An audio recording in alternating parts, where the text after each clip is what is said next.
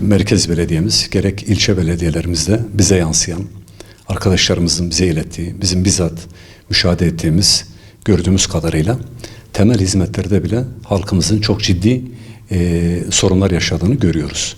Yani bu yol, su, ulaşım gibi temel hizmetlerde maalesef sorunlar olduğu yerde duruyor. Bu kadar imkana rağmen, özellikle Bingöl merkez için söyleyeyim, bu kadar iktidar gücüne ve desteğine rağmen temel hizmetlerde ciddi aksamalar olduğu görülüyor. Vatandaşlarımızın bu konuda bize ilettiği şikayetler var. Özellikle bu hizmetlerin sürdürülebilirliği açısından ve bu imkanların daha fazla geliştirilmesi açısından istenilen bir aşamada olmadığı görülmekte. Biz de bu vesileyle buradan bir kez daha ifade etmek istiyoruz. Kamu kaynakları sadece yönetimi elinde bulunduran kişinin veya onun mensup olduğu partinin veya onun hitap ettiği siyasi çevrenin hizmetine verilmemelidir.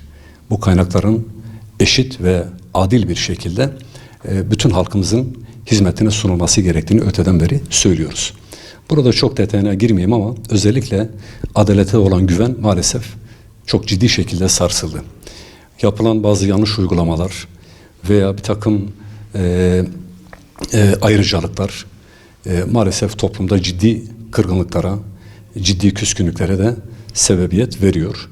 Yetkililerin bunu dikkate alması gerektiğini önemli bir kez daha ifade etmek istiyorum. Bir kez daha belki vurgulamak gerekir. En büyük sorun aslında toplumun şu anda adalet duygusunun ciddi şekilde zedelendiğini biz müşahede ediyoruz. Yani şöyle bir örnek vereyim.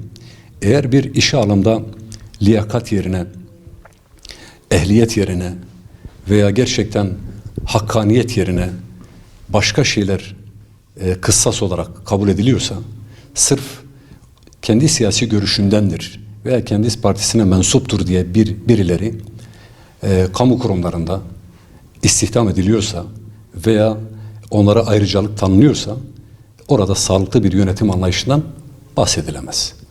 Bizim buna itiraz etmemiz lazım. Bizim derdimiz üzüm yemektir. Bizim kimsenin şahsıyla herhangi bir problemimiz yok. Dolayısıyla vatandaşımızın da halkımızın da bunları gördüğünü, bunları mutlaka değerlendirdiğini, bundan sonraki süreçlerde de tercihlerini bu pratik üzerinden şekillendireceğini de biliyoruz.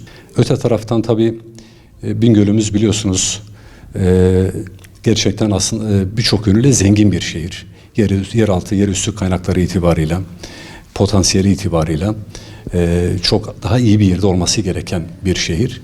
Gerek tarım ve hayvancılık alanında, gerek istihdam alanında, gerek eğitim alanında, gerek sağlık hizmetleri alanında maalesef bunu üzülerek ifade edeyim, beklenen ve olması gereken seviyede değil. Evet, tabii ki sadece şikayet etmek yetmiyor. Biz Hüdapar olarak da şu ilkeyle hareket ediyoruz. Bizim derdimiz vatandaşımızın, hemşerilerimizin sorunlarına çözüm üretilmesini sağlamak. Çünkü biz yetki makamında değiliz. Teklif makamındayız. Dolayısıyla elinde yetki bulunduranları bir şekilde harekete geçirme adına da bazen yüz yüze, bazen medya üzerinden, bazen başka vesilelerle halkımızın bize ilettiği sorunları iletiyoruz. Sadece sorun iletmekle de kalmıyoruz. Kendi çözüm önerilerimizi de bunlarla birlikte muhataplarımıza iletmek suretiyle bu kenti daha yaşanabilir bir kent haline getirme, buradaki potansiyeli daha iyi kullanma adına bir çaba içerisine girmiş durumdayız.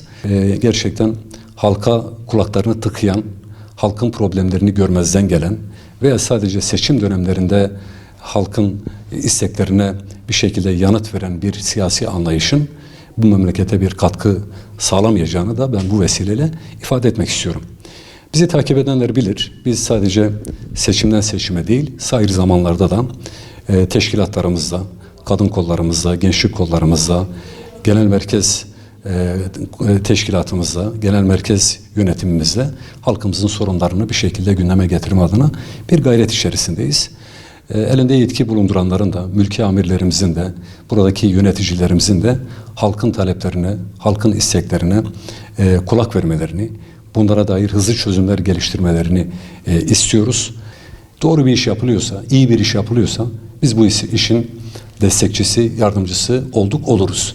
Ama yanlış varsa, eksik varsa bunu da usulüne göre dile getirmeye devam edeceğiz.